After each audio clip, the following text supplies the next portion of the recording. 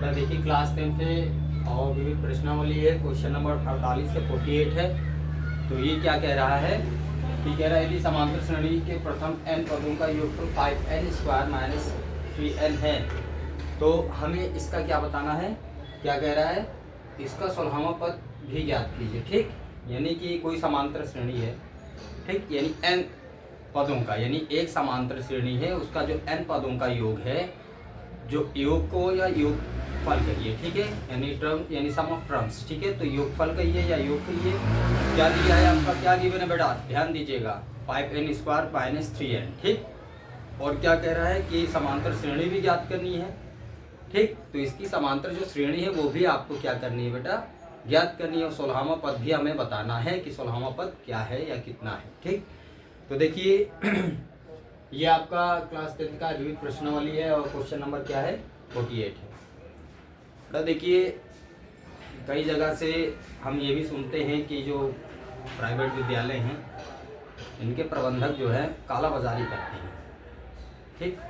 अब किस तरह का काला बाजारी करते हैं मैं आपको बता दे रहा हूँ कि जो प्राइवेट विद्यालय हैं, अगर कोई बच्चा नहीं जाता है किसी कारणवश विद्यालय तो उसे लेट फीस लेते हैं, या नहीं जाता है तो उसकी फ़ीस जोड़ते हैं। ये होता है काला बाजारी, ठीक है। तो मैं विद्यालय के प्रबंधक से यही कहना चाहूँगा कि क्या आपके पास न्यायालय द्वारा प्रदत्त प्रमाण पत्र है कि यदि कोई बच्चा स्कूल नहीं जा रहा है या लेट फीस जमा कर रहा है तो लेट फीस का शुल्क है। अगर नहीं है तो प्रबंधक जानते हैं क्या कर रहे हैं। देखिए ये होता है परिवार कल्याण। क्या होता है, परिवार कल्याण, ठीक।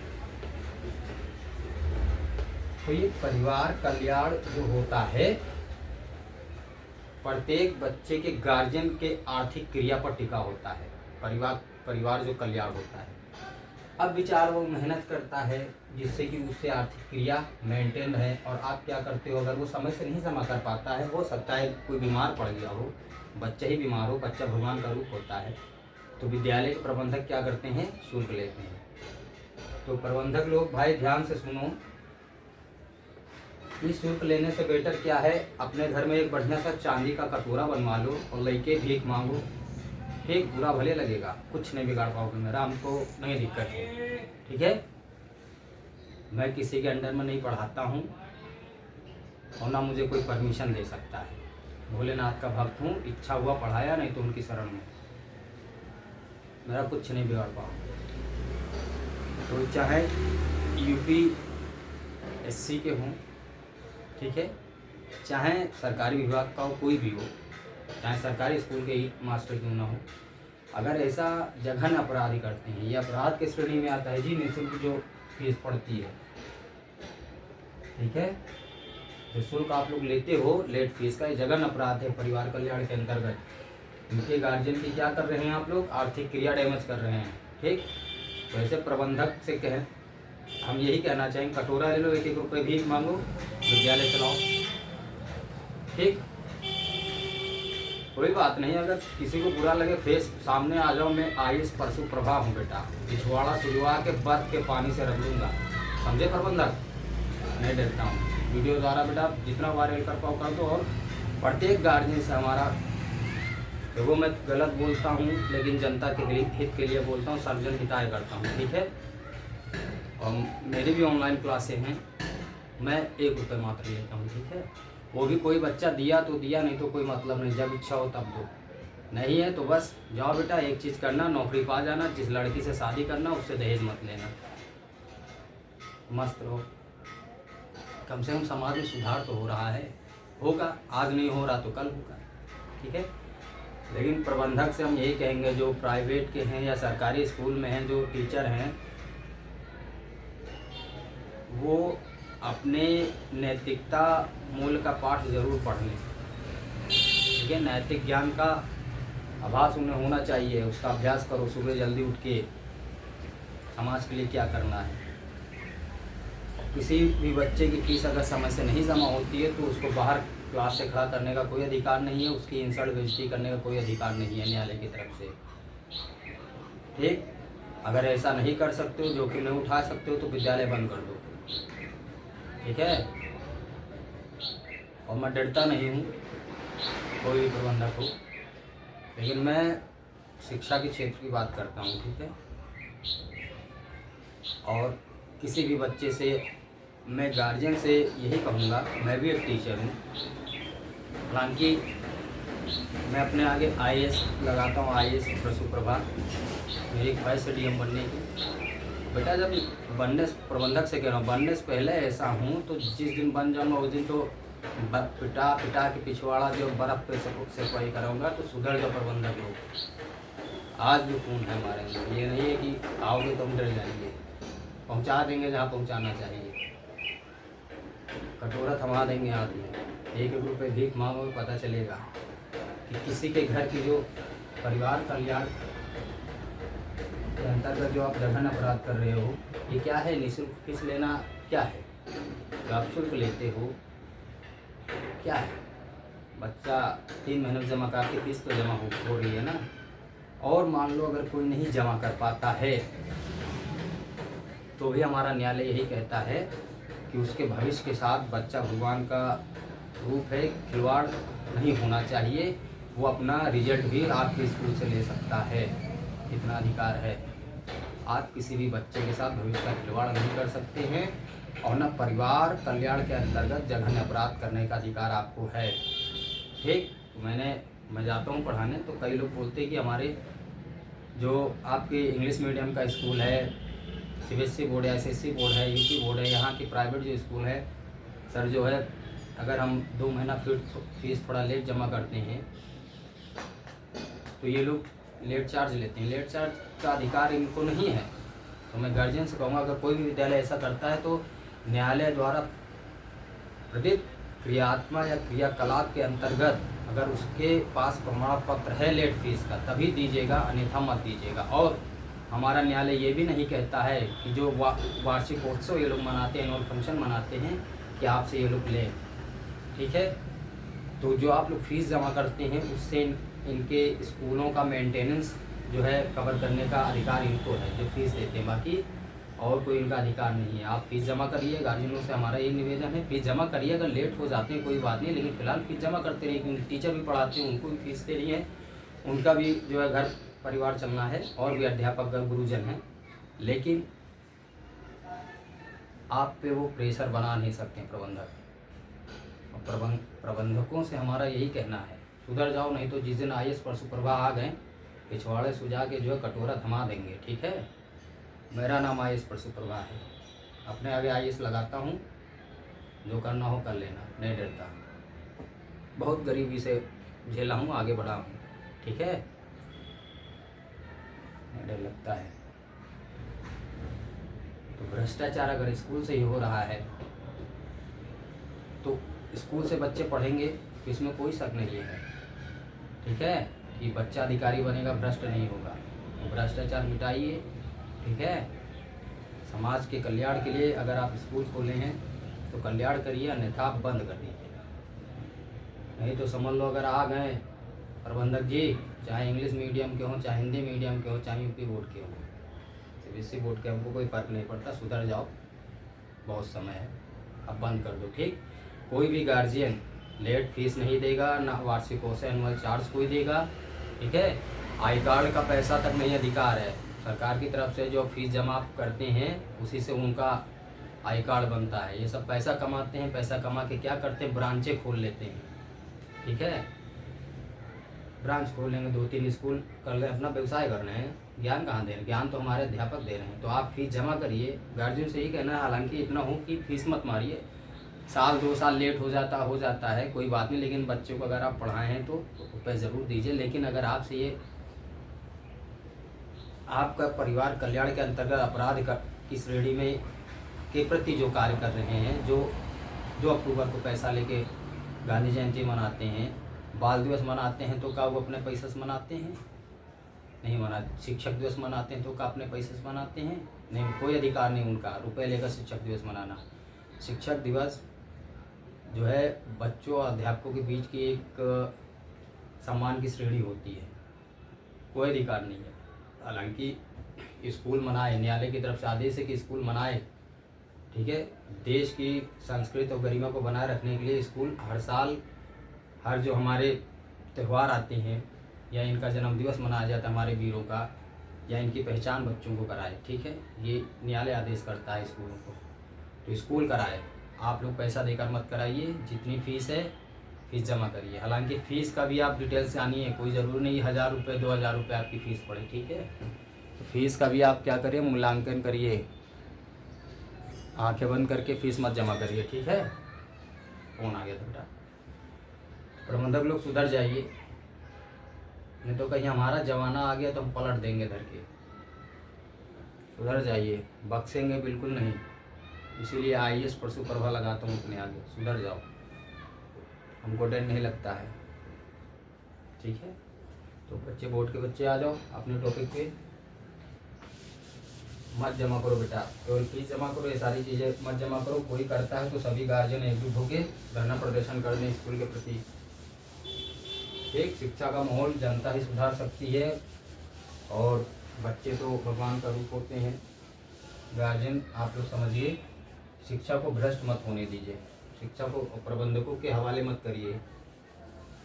और मेरी सरकार से ही गुजारिश है, जो स्कूल में प्रबंधक बैठ के कुर्सी तोड़ते हैं, इनको भी 1-2 सब्जेक्ट दीजिए पढ़ाने के लिए। कुर्सी तोड़वाइए नहीं। प्राइवेट स्कूल में जो प्रबंधक बैठ के कुर्सी तोड़ते हैं, इनको भी जो है कहा जाए कि 2 घंटा 2.5 घंटा पढ़ाने के लिए बच्चों को, कुर्सी तोड़ने का इनका कोई अधिकार नहीं है। हमारा ज़माना आएगा हम तो कर देंगे कि हर प्रबंधक जो है जाके कम से कम 2-2.5 घंटे पढ़ाएगा, कोई सब्जेक्ट जो प्रबंधक को आता हो। पर खाली कलेक्टर ही ना बने, फीस कलेक्टर, ज्ञान भी होना चाहिए प्रबंधक के खोपड़ी में। फीस कलेक्टर वाला ज्ञान है नहीं जरूरी है, ठीक। तो जो भी प्रबंधक को आता हो, साइंस आता हो, हिंदी आता हो, इंग्लिश आता हो, 2-3 सब्जेक्ट तो आता ही होगा, तो जाके पढ़ाएं अपना। क्या करेंगे कुर्सी तोड़ के? फीस कलेक्टर ना बनो बाबू, प्रबंधक, नहीं तो जमाना पलट देंगे तुम्हारा, ठीक है बेटा। आ जाओ अपने टॉपिक पर। क्या कह रहा है बेटा? हाई स्कूल के बच्चे देखो, हम नहीं डरता हूँ बेटा, कोई दिक्कत नहीं, हमारा कुछ नहीं बिगाड़ पाएंगे। आइए, यदि समांतर श्रेणी के प्रथम n पदों का योगफल 5n² - 3n है, तब समांतर श्रेणी ज्ञात कीजिए तथा इसका 16वां पद भी ज्ञात कीजिए, ठीक। अब देखो n पदों का है ना, क्या कह रहा है? n पदों का है, ठीक। अब देखो जब n पदों का है तो पहले हम n = 1 ले लेते हैं ना, योगफल दिया है, ठीक। तो ये देखो योगफल कितना दिया है, s, 1 मिनट बेटा, 1 मिनट रुक जाओ। कह रहा है कि n पदों का योगफल है ना, n पदों का योग 5n² - 3n दिया है ना, तो पहले इनका योगफल लिखो। n पदों का योगफल आपका क्या होता है? Sn का है ना। Sn = क्या है? 5n² - 3n, ठीक। अब हम क्या करते हैं, हमको पहले प्रथम पद निकालना है ना, कि n1 यानी प्रथम पद, यानी n का प्रथम पद, तो प्रथम मतलब 1, तो n = 1 रखेंगे, ठीक है। जब n = 1 रखेंगे तो हमारा प्रथम पद आ जाएगा, यानी पहले हम an निकालते हैं, ठीक। तो यहाँ से n की जो वैल्यू होगी वो 1 रखेंगे, ठीक है। तो जहाँ जहाँ n होगा वहाँ 1 रख के पहले प्रथम पद हमारा कितना है ये निकालते हैं, ठीक है ना। तो देखिए ये तो है योगफल है ना, योगफल इतना दिया है, और इसका 16वां पद आपको क्या करना है, यानी A16 आपको क्या करना है, ज्ञात करना है, ठीक। अब देखो हम क्या लिखते हैं, इधर देखिएगा बेटा, इधर ध्यान दीजिएगा।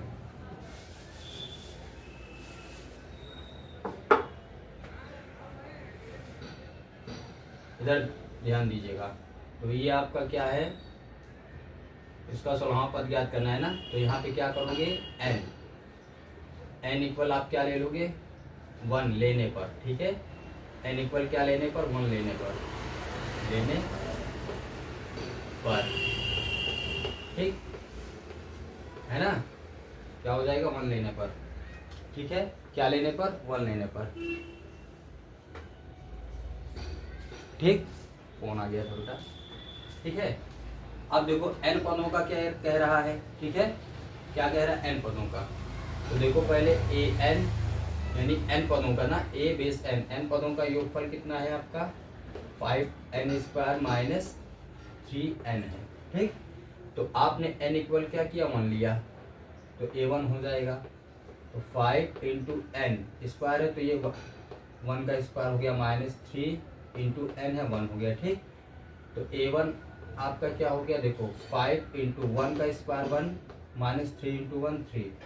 तो देखो a1 आपका क्या हो गया 5 1 जा 5 माइनस 3 यानी 5 माइनस 3। तो a1 आपका क्या हो गया 2 हो गया। ठीक है ना। देखो n पदों का योगफल कहाँ है, आप ये भी लिख सकते हो। ठीक है, और कहीं कहीं तुम्हारा ये भी होगा ए एन इक्वल, इसको इस तरह भी लिख सकते, n पदों का कह रहा है तो एस एन इक्वल भी ये लिख सकते हो। ठीक है, और कहीं कहीं A N equal 5n² minus 3n। ठीक, इस तरह भी लिख सकते हो। अगर आप इस तरह भी लिखो चाहे इस तरह लिखो, दोनों सही है। ठीक है ना। लेकिन इक्वल का साइन जरूर लगा के लिखिएगा। ठीक है, यानी एस एन को यानी एन पदों का योगफल A N equal 5n² minus 3n भी लिख सकते हो, S N equal 5n² minus 3n ये भी आप राइट अप कर सकते हो। ठीक है ना। ठीक है, अब देखो ए यानी प्रथम पद आपका कितना आ गया 2 आ गया है ना। ठीक, प्रथम पद आ गया क्योंकि n पदों का योगफल हम दोनों तरह, तो हम ये वाला लेके यहाँ पे चले हैं a n is equal to 5n² minus 3n। तो n पदों का है तो पहला पद हमें याद करना है, तो n इक्वल हम क्या करते हैं 1 ले लेते हैं। n इक्वल क्या करते हैं बेटा 1 ले लेते हैं। ठीक, अब देखिए क्या करेंगे बाबू, ध्यान दीजिएगा, है ना। इसको हम डैश कर देते हैं। अब देखिए क्या करते हैं। ठीक, अब देखिए क्या करते हैं,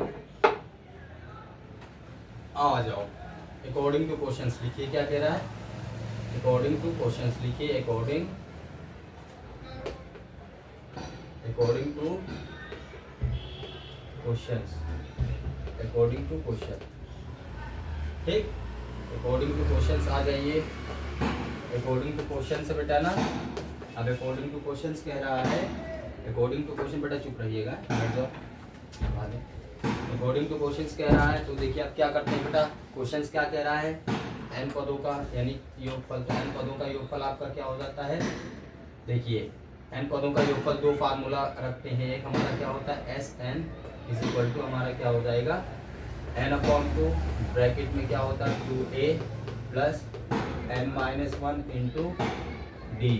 ठीक, दूसरा हमारा क्या हो जाता है S N equal n/2 bracket में a प्लस एल। ठीक है ना।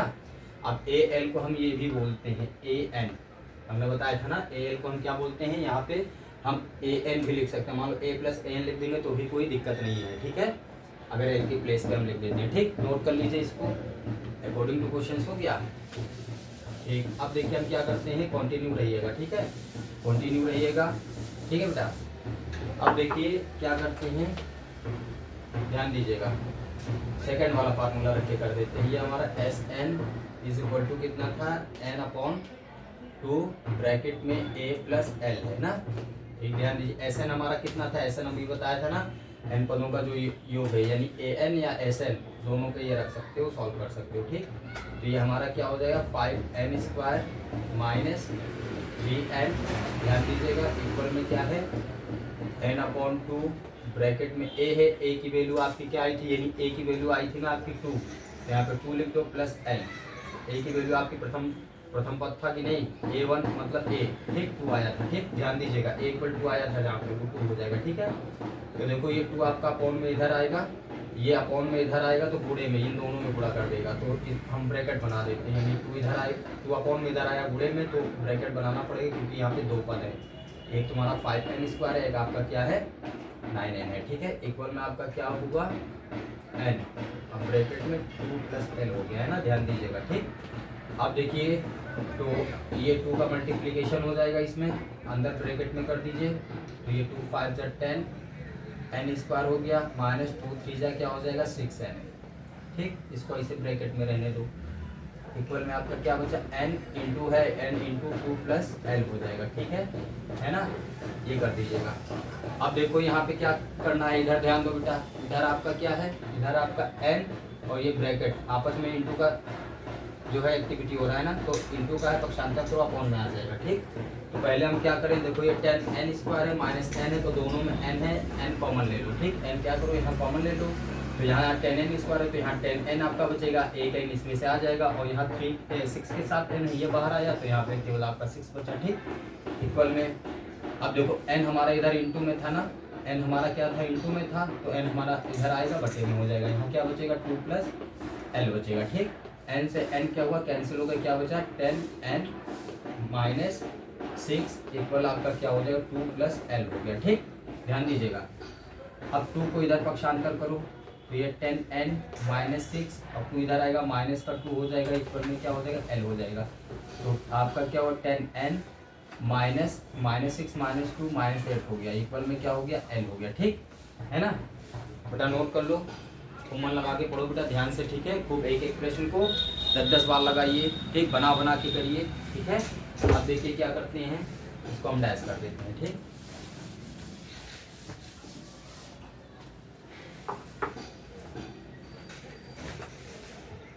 तो हमारा क्या हो जाएगा, अच्छा ये बताइए 10 एन माइनस 8 इक्वल एल लिख सकते हो, तो क्या एल इज इक्वल टू आप 10 एन माइनस 8 नहीं लिख सकते हो? हमने आपको बताया था एल को हम ए एन भी लिख सकते हैं ना, तो क्या हम एल की जगह अगर ए एन रख दें इक्वल में 10 एन माइनस 8 लिख दें तो क्या कोई दिक्कत नहीं? दिक्कत। ठीक, ये हो गया। अब हम क्या करते हैं, 16वां पद निकालते हैं। क्या निकालते हैं? 16वां पद निकालते हैं। क्या निकालेंगे बेटा? 16वां पद। ठीक, इसको डैश कर दे रहे हैं, इसके आगे कंटिन्यू रहिएगा, लिखिएगा 16वां पद, देखो लिखिएगा नाव, क्या लिखोगे नाव, लिखिए 16वें पद के लिए, 16वें पद के लिए ये हेडिंग होनी चाहिए। ठीक है, इसको नोट कर लीजिए। जब आप ये 16वें पद लिखोगे तो ये इसके नीचे ऐसे कंटिन्यू हो जाइएगा। ठीक है ना। 16वें पद के लिए क्या करेंगे, 16वां पद यानी n इक्वल हमारा क्या हो जाएगा 16 हो जाएगा, तो इसमें आ जाओ 16वां पद इसी में रख देते हैं। ठीक है, यानी A N equal 10n minus 8 है ना, 10n माइनस 8 यानी 16वां पद कह रहा है, तो 16वां ये तुम्हारा ये क्या हो जाएगा n हो जाएगा। ठीक, तो यहाँ पे n की जगह क्या रख दो 16 रख दो, इक्वल तुम्हारा 10 इंटू n क्या हो जाएगा 16 माइनस 8। ठीक है, तो ए 16 तुम्हारा क्या हो जाएगा 16 धम्मा 160 माइनस 8, तो बताओ ए 16 तुम्हारा क्या हो जाएगा 152 होगा कि नहीं होगा? 152 होगा। ठीक, ये 16वां पद कितना आ गया जी 152 आ गया। ठीक, अब 16वां पद जब आपका 152 आया है, अब इसके बाद हम क्या करते हैं, भाई हमको समांतर श्रेणी भी निकालनी है। 16वां पद हमारा पता चल गया ना, योगफल से हमारा सब निकल आया, जो योगफल दिया उसी में रखेंगे। ठीक है ना, ध्यान से करिएगा। अब देखिए क्या करते हैं, हमारा 16वां पद निकल आया है ना, ठीक, डैश कर दे रहे इधर। अब लिखिए देन, क्या राइट अप करोगे बेटा? देन लिखिए देन। ठीक, फॉर्मूला क्या होता है जी, a n is equal to a plus n minus 1 into d. ए बेटा हमको ये बताओ, हमें एन भी पता हो गया, प्रथम पद ए भी पता हो गया, अब हमको क्या पता करना है, देखो पद पता चल जाता गया और जो है हमको एन भी पता चल गया ना, और उसका प्रथम पद क्या है वो भी पता चल गया। यानी ठीक, प्रथम पद भी पता चल गया, पद भी पता चल गया। ठीक, और 16वें पद का हमें हमारा जो है कितना है ये भी पता चल गया, लेकिन एक चीज़ नहीं पता चला, सर्वांतर। और जब तक सर्वांतर नहीं पता चलेगा तब तक हम श्रेणी कैसे बनाएंगे जी? तो सर्वांतर देखो n यहाँ पता है, a भी पता है ना, n भी पता है, तो n का मान यहाँ रख देंगे। ठीक है, हमारा an कितना आया है वो लिख देंगे। an हमारा कितना है जी? an हमारा 16 है। क्या है 16 ना, तो यहाँ पे ये an के प्लेस पे है, यानी an, तो n हमारा क्या हो जाए 16 हो जाएगा। तो यहाँ पे an जो है an क्या रखेंगे 152 रख देंगे। ठीक, 152 रख देंगे, और जहाँ जहाँ n है वहाँ 16 रख देंगे, और a का मान तो पक्षांतर करेंगे d का मान आ जाएगा। ठीक, तो an हमारा देखो an कितना आया, इसे an बोलेंगे। ठीक, यानी 16वां पद हमारा अंतिम पद जिसे बोलते हैं, तो अंतिम पद क्या है यहाँ 16वां पद है, तो अंतिम पद 16वां पद है, तो ए एन बी हमारा क्या होता है, एल लास्ट टर्म को अंतिम पद कहो, तो अंतिम पद हमारा कितना है जी 152, 152। ठीक, खुश रहो बेटा, बैठ जाओ, ठीक है बैठ जाओ। तो अंतिम पद हमारा कितना है 16वां है, तो 152 हो गया। अब देखो प्रथम पद यहाँ ए कितना था 2 प्लस एन हमारा कितना है 16, तो यहाँ पे 16 लिखिए -1 इंटू डी। डी हमको पता नहीं था, तो बेटा डी जब नहीं पता हम क्या करेंगे, सबकी वैल्यू रख के क्या करते हैं, पक्षांतर कर देते हैं। क्या करते हैं, पक्षांतर कर देते हैं। पक्षांतर कर देना हमारा क्या आ जाएगा, सर्वांतर आ जाएगा। ठीक, अब देखिए क्या करते हैं, ए शिवांगी सही से बैठी, इसको नीचे रख दो, बैठ जाओ नीचे से। अरे ये सब उतार दो, ठीक है, उतार के उसको बिछाओ, ठीक है। अब देखिए क्या करते हैं, ध्यान दीजिएगा बेटा इधर। अब इधर हम क्या करते हैं कि इसको हम पक्षांतर कर देते हैं, ठीक है। देखिए 152 माइनस इधर आएगा प्लस का माइनस का 2 हो गया, इक्वल हमारा क्या बचा। अब देखो यहाँ पे 16 -1 15 हो जाएगा इंटू 8 हो जाएगा, ठीक है ना। ध्यान दीजिएगा, अब 152 में से 2 चला गया 150 हो गया, ठीक। अब इधर क्या बचा 15 इंटू 15 हो जाएगा, ठीक। अब देखिए क्या करते हैं, यहाँ पे डी को रोकेंगे, 15 इंटू में इधर क्या हो जाएगा कौन हो जाएगा, तो इसको इधर लिख देते हैं ना बेटा। तो ये 150 हो जाएगा, बटे में हमारा 15 आ जाएगा, इक्वल में क्या बचेगा डी। ध्यान दीजिए 15 और डी का आपस में क्या है, 15 और डी का आपस में क्या है बेटा, गुणे का संबंध है, ठीक है। 15 और डी का क्या है, ठीक। एक मिनट बेटा सही से बैठो। देखो इसमें क्या करते हैं, ध्यान दीजिएगा, ठीक। देखो 15 और डी का आपस में क्या है बेटा, 15 और डी का आपस में गुणे का संबंध है, तो डी को अगर हम रोकते हैं 15 को भेजेंगे बटे में आ जाएगा। देखो 15 एकम 15, 15 दाम में 150, ठीक। तो ये 10/1 हो गया, तो 10 हुआ, ठीक है जी। यानी डिफरेंस आपका कितना आ गया, 10 आ गया। बिटिया 2 मिनट शांत हो जाओ, पढ़ा दो। सर ये ऑनलाइन पढ़ा रहे हैं? हाँ वही कर रहे हैं, वीडियो बना रहे हैं। वीडियो सर नहीं बना रहे हैं, ठीक है। अब देखिए बेटा क्या करते हैं, ठीक है, मत बोलो, 2 मिनट रुक जाओ। सर हम नहीं बोल रहे हैं।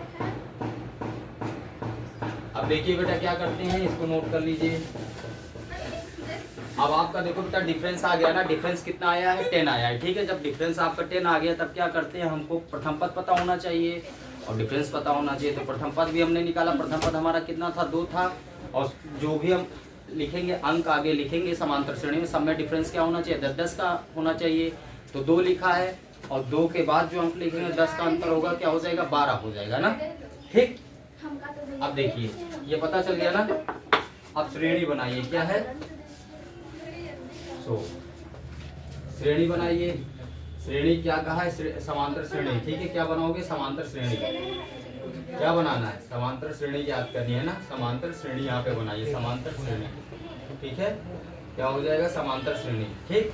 तो हमारा प्रथम पद कितना आया था बेटा 2, तो यहाँ पे लिखिए 2, ठीक। अब डिफरेंस कितना है 10, दूसरा लिखेंगे तो उसके इसके बीच में 10 का अंतर होगा, यानी ये 12 होगा।